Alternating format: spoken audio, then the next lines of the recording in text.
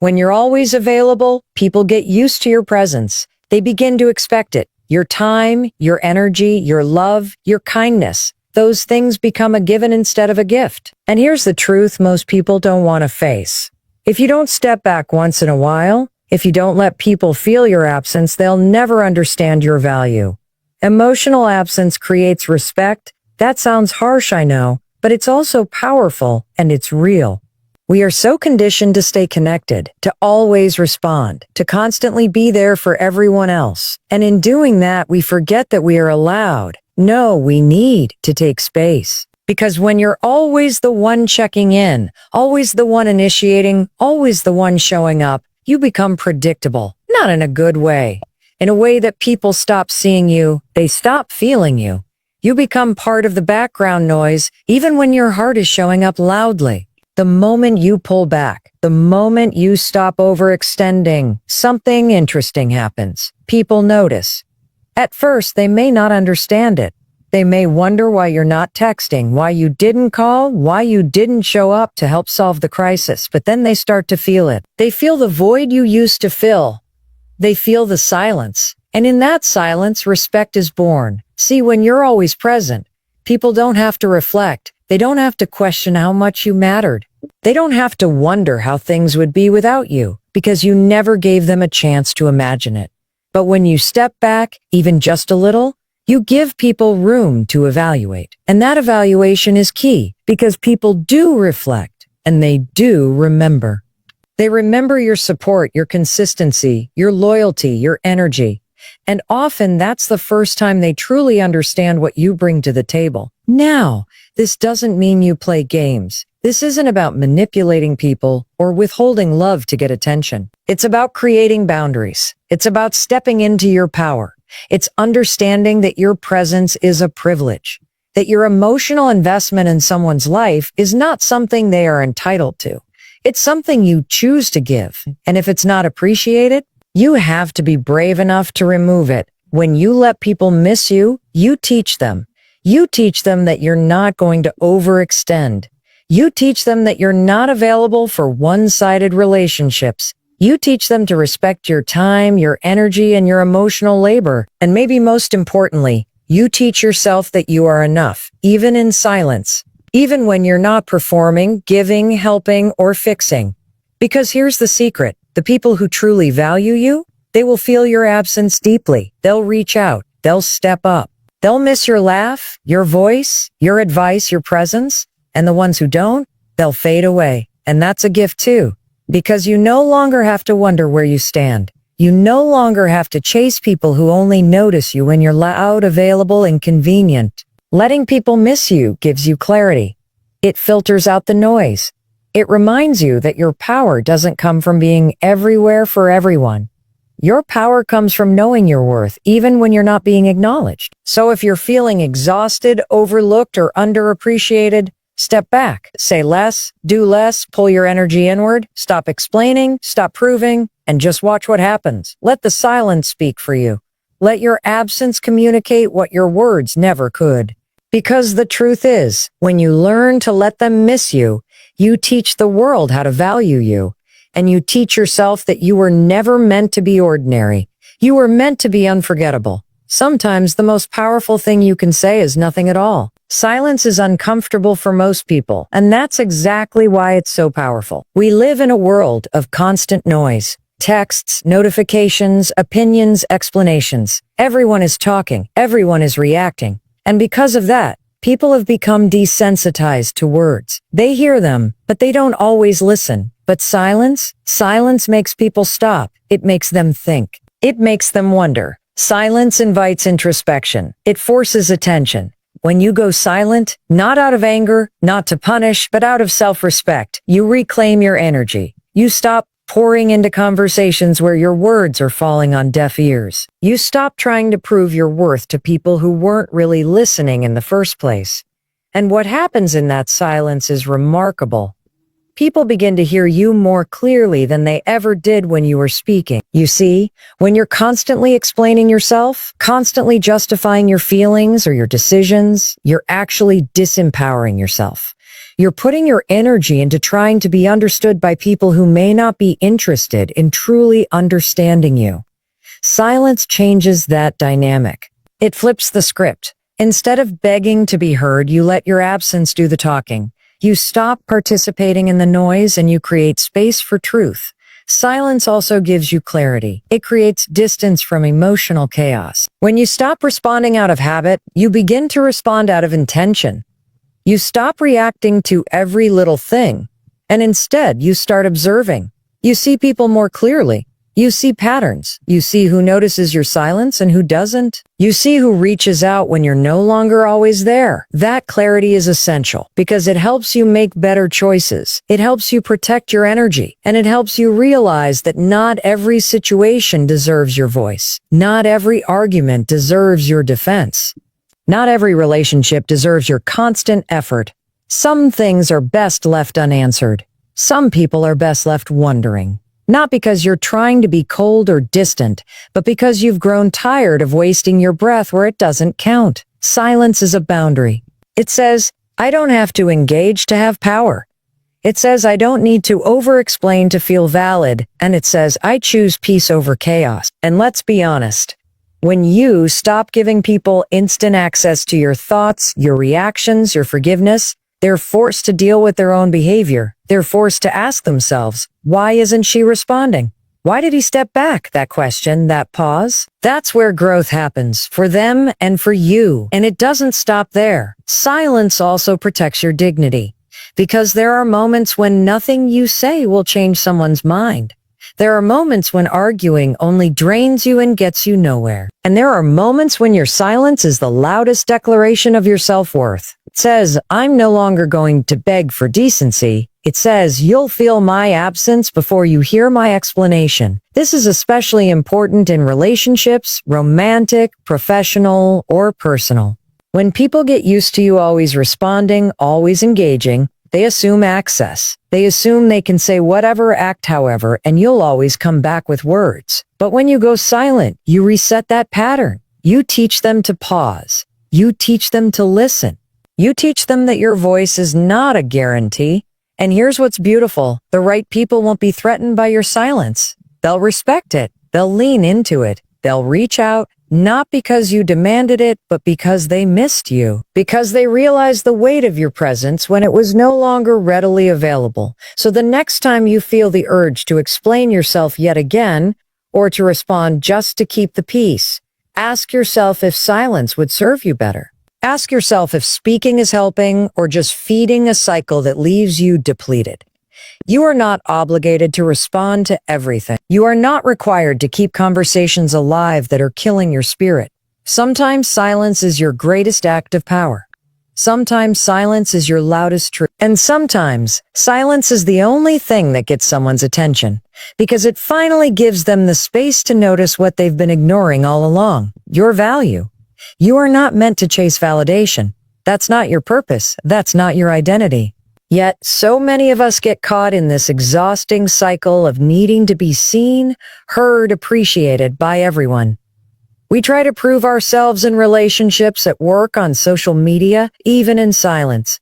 It becomes a subtle addiction. If they don't acknowledge me, did I even do enough? That mindset is dangerous because it ties your self-worth to someone else's recognition, and that's a game you'll never win. Chasing validation always leaves you feeling empty. Why? Because even when you get it, it never lasts. One compliment, one thank you, one moment of approval, and then it's gone. You start looking for the next one, the next nod, the next person to say, hey, you're doing great. It becomes a never-ending loop.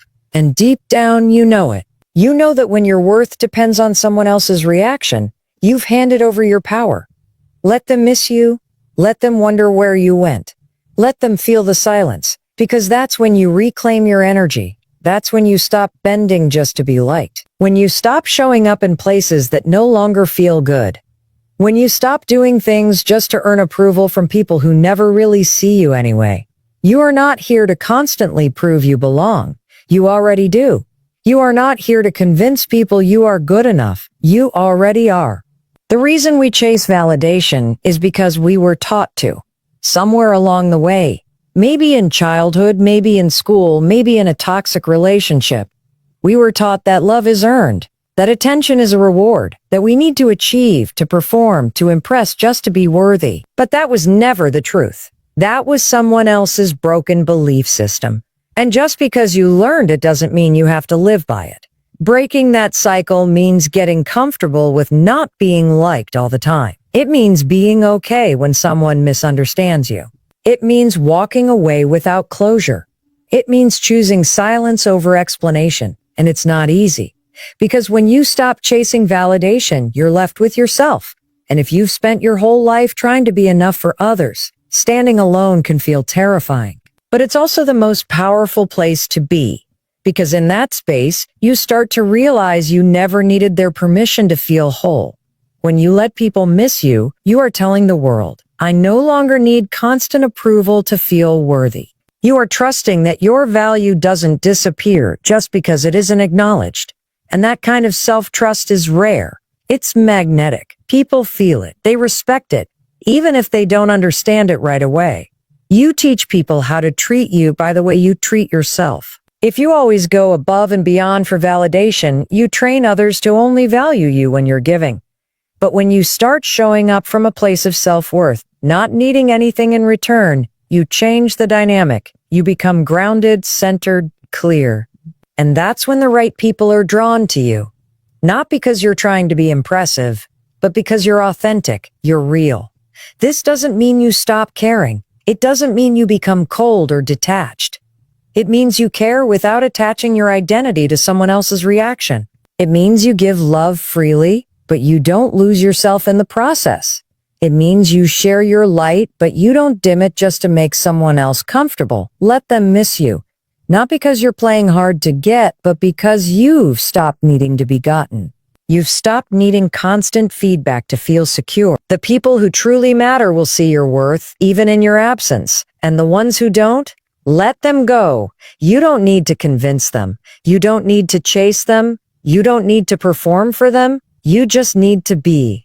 Because the moment you stop chasing validation is the moment you start living from truth. And truth doesn't need applause. It stands on its own.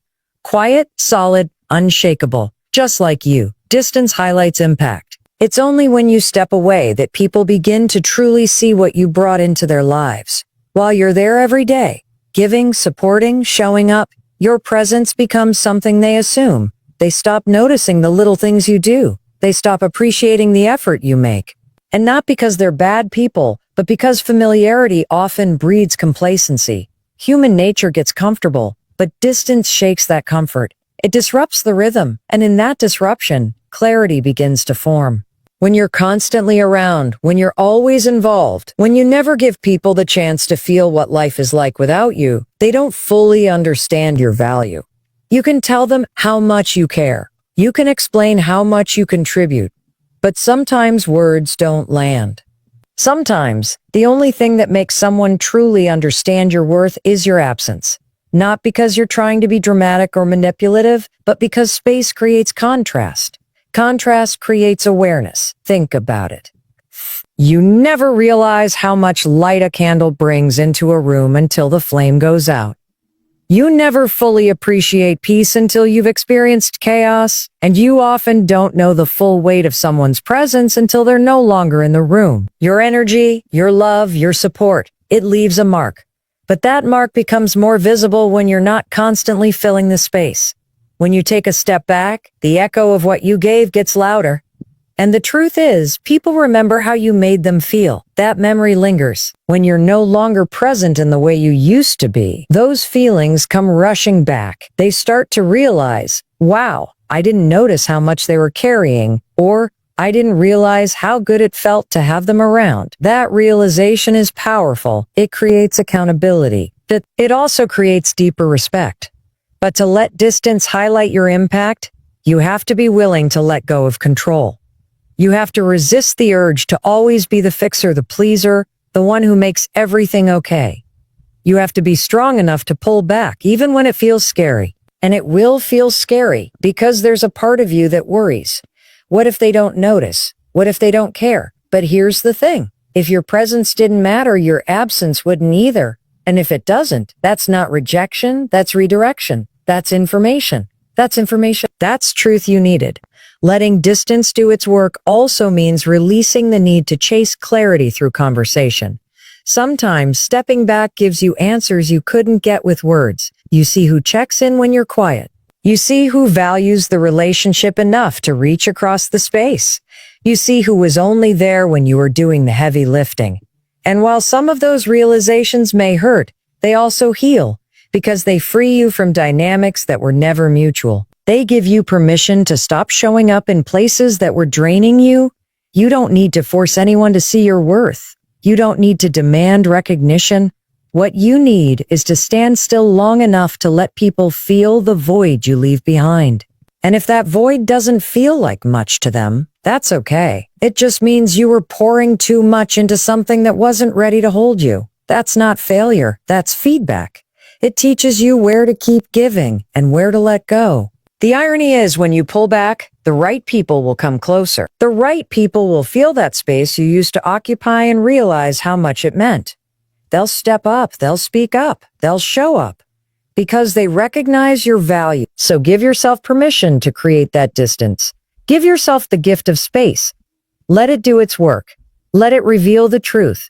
Let it elevate the relationships that are meant to grow and dissolve the ones that aren't. Because distance doesn't just highlight your impact, it also clarifies your direction. It shows you who's aligned with your energy and who is only comfortable borrowing it. And once you know that, you stop chasing and start choosing. You choose peace. You choose clarity. You choose yourself. Your time is a privilege, not a guarantee. The energy you give, the attention you offer, the presence you bring into someone's life, it's valuable. It's not something you owe to everyone. And the moment you start treating your time like a gift instead of a given, everything in your life begins to shift. You stop overcommitting. You stop people-pleasing. You stop spending your days and nights showing up for people who don't show up for you in return. Most of us were never taught to protect our time. We were taught to be nice, to be helpful, to be available, to say yes. And on the surface, those things sound good. But when they come at the cost of your peace, your priorities, your well-being, and your goals, they are no longer virtues, they're self-abandonment. You start pouring your limited hours into everyone else's needs, and suddenly there's nothing left for you. Your time becomes a currency spent on approval, not purpose. But here's what you must understand. Your time is the most limited resource you have. You can make more money, you can meet new people, but you can never get more time. Once it's spent, it's gone. So if someone treats your time like it's disposable, like it's replaceable, like it doesn't matter, you need to listen to that. Because it says everything about how they value you. If someone constantly expects you to be there without appreciating what that costs you, you have every right to pull back. You have every right to choose differently. It's not selfish to protect your time. It's smart. It's strong. It's necessary. It means you're living with intention. It means you've stopped giving away pieces of your life to people who only see you as convenient. You're no longer available just because someone else suddenly needs you. You're no longer rushing to fix, to help, to explain, to save. You're no longer putting your life on hold so someone else can get what they want right now. That's not cold. That's clarity. And clarity creates boundaries. When you start valuing your time, you become more selective. You begin to ask, does this align with who I'm becoming? Does this relationship honor my growth? Is this request something I want to do? Or just something I feel obligated to do? That kind of honesty is what separates a life that's reactive from a life that's intentional. You're no longer running on autopilot. You're choosing where to give your hours, your focus, your heart. And when you do that, your entire life levels up. People may not like it at first. They'll notice the difference. They'll feel your absence. They'll wonder why you're not as available as you used to be. But that's part of the process. You have to let them adjust. You have to let them sit with the discomfort of your boundaries. Because if someone only values you when you're overextending, that's not love, that's dependency. And you were not born to be anyone's emotional crutch. You were born to live fully, boldly, and intentionally. Let them miss your time. Let them feel the gap when you're no longer always there to solve, to show up, to soften the edges. Let them sit in the silence and reflect on what you used to give so freely. because that's when appreciation grows. That's when awareness happens. That's when people realize your presence is not a default. It's a decision you make every single day. And it's a decision that should be met with respect. This isn't about cutting people off. It's about being honest about what you have to give. It's about recognizing that your calendar is a reflection of your values, that the way you spend your time is the way you spend your life. And if you want to build a life that feels meaningful, joyful, and aligned, you have to protect your hours like they matter, because they do. So stop apologizing for needing space. Stop justifying why you're not as available anymore. Stop explaining your silence. You don't owe anyone your time simply because they ask for it. You owe it to yourself to use that time wisely. You owe it to your dreams. You owe it to your peace. You owe it to your peace. You owe it to your future, because your time is a privilege and not everyone deserves access to it. You don't have to chase people to keep them in your life. You don't have to beg to be loved, to be respected, to be understood. The relationships that are meant for you will never require you to sacrifice your dignity just to keep them alive. In fact, the ones that truly matter will thrive in your presence and survive even when you need space. But when you constantly feel the need to prove your worth, to earn someone's time, to fight for a place in their life, you're not in a relationship, you're in a performance. And that's not love. That's survival. One of the most powerful things you can do is stop running after people who walk away from you. Not in anger, not to punish, but because you finally realized that if someone can walk away from you without looking back, then they were never truly meant to stay. Let them go. Let them leave. Let them feel what life is like without your presence constantly filling the space. Because the right people, they don't leave when things get uncomfortable. They communicate. They stay. They grow with you. It's easy to fall into the trap of thinking you're not enough when someone distances themselves. You start questioning everything, your words, your actions, your worth. But here's the truth. Someone's inability to love you properly is not a reflection of your value. It's a reflection of their capacity. And if they're not capable of meeting you where you are, that's not your failure. That's their limitation. Stop shrinking to make them stay. Stop chasing after the idea of potential. You deserve people who see you clearly now, not only in some ideal future version of who you might become. The moment you stop chasing is the moment you get your power back. You begin to move from a place of self-worth, not desperation. You begin to realize that silence can be more powerful than persuasion, that walking away can be more impactful than holding on, that sometimes the strongest act of love is letting go of someone who can't or won't love you in the way you need. Letting people walk is not weakness, it's wisdom. It's knowing that your energy is too precious to spend on people who make you question your worth. It's understanding that love is not meant to be earned through sacrifice and silence. It's meant to be shared freely and mutually. You shouldn't have to convince anyone to stay in your life. If your presence alone isn't enough, your effort never will be. The ones who truly value you will feel your absence. They will notice the space you once filled. They'll reflect on what they took for granted. And if they're meant for you, they'll come back. Not because you chased them, but because they realized on their own what you meant to them. That's the kind of return you want. Not one you pulled, pressured, or pleaded for, but one that comes from genuine clarity and growth. There's peace in knowing you don't have to force anything.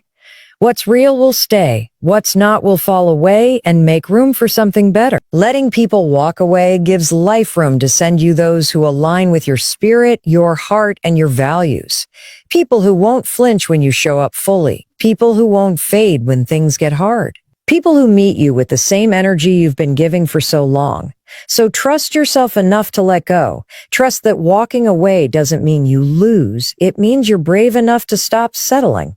It means you finally understood that you are not here to chase. You are not here to be tolerated. You are here to be respected, celebrated, and loved with the same depth you give so freely. When you stop chasing, you start choosing. You choose peace over confusion. You choose yourself over their comfort. And most importantly, you choose the kind of love that doesn't require you to disappear in order to be seen. Not everyone deserves a front row seat in your life. That's a hard truth, but it's one that will change everything once you really understand it. You can't keep handing out all access passes to people who only show up when it's convenient for them. You can't keep allowing inconsistent energy, half-hearted presence, and one-sided loyalty into spaces meant for growth, healing, and peace. Your life is sacred. Your journey is valuable. And it's time to protect it like it matters, because it does. You have to start being more intentional about who gets access to your heart, your mind, your time, your energy. Because the more you allow people who aren't aligned with your values to sit close to you, the more noise and confusion you invite into your space. It becomes harder to hear your own voice, to stay grounded in your purpose, to move forward without second-guessing yourself. People who are not rooted in respect will always create tension.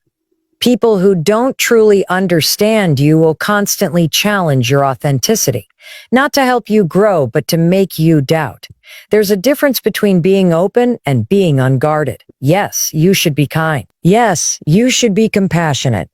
But that doesn't mean you allow just anyone to stay close. Not everyone is meant to be permanent. Some people are lessons, not lifelines. They come into your life to teach you something. About boundaries, about strength, about your own worth. And once the lesson is learned, you don't have to keep them around. You can release them without guilt. You can let them go without explanation. It's not about being cold. It's about being clear. Clear about who you are. Clear about what you want. Clear about what you're no longer available for.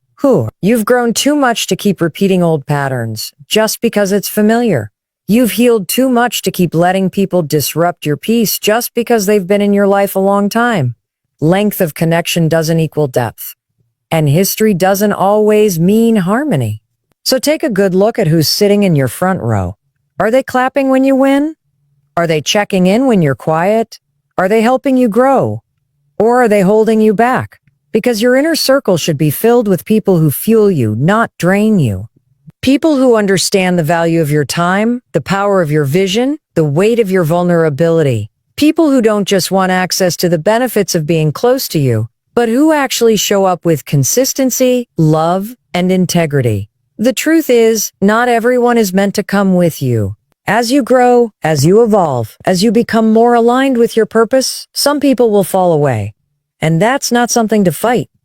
It's something to honor. Because the more you grow, the more selective you must become. You can't pour into everyone and still expect to have enough left for yourself.